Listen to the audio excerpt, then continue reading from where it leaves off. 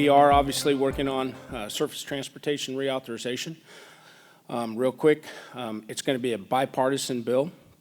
My partner in that process, Rick Larson from the state of Washington, and he truly is a partner in the process. We will put the bill together. We will have markup in the latter part of March, and hopefully we're planning to have it off the House floor this spring. So we will make the deadline, at least in the House. We'll obviously have to wait on the Senate. They have 2 committees of jurisdiction on the Senate side, and that is Shelley Moore Capito with the Energy and Public Works, and then we have Ted Cruz on the Commerce Committee. So Shelley's committed to getting her side done, or her part of it done, as quickly as possible.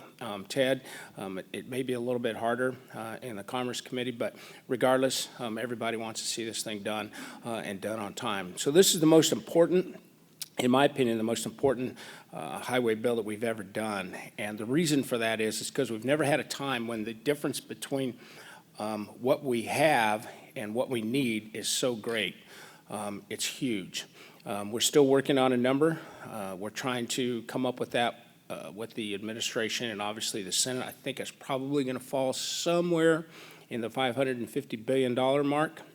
But this is going to be a traditional surface transportation bill. What I mean by that is we're going to be pouring concrete and laying asphalt and building bridges. We're not going to be buying artwork for train stations and things like that. This is going to be a traditional surface transportation bill, highway bill.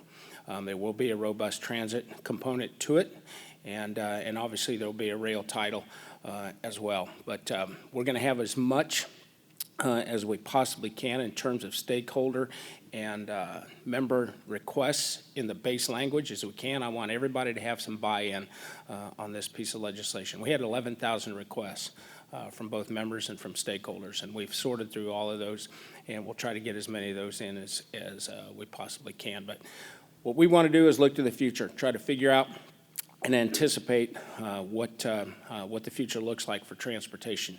You know, there's 2 things that the government does really well. 1 is nothing, and 2 is compensate. What we don't do so well is anticipate, and that's what we intend to do. We want to figure out what the next 20 years of transportation looks like. Instead of overreacting to the last 10 years, try to figure out what the next 20 years looks like. You know, just a few years ago, we didn't know what Lyft and Uber were, and now that's completely transformed the way we get around. So we're trying to do that. We're trying to think outside of the box and be able to move forward. We want to give businesses the opportunity to be able to plan and then to be able to adjust and then be able to invest in what they're doing. And what that means is we got to have a regulatory structure that they can depend on that isn't constantly changing.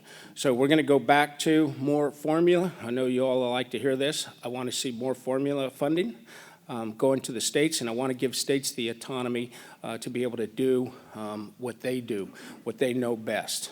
I don't want the federal government dictating how you spend the money or how they're going to spend the money, because every state's different. Montana is different than New York. New York is different than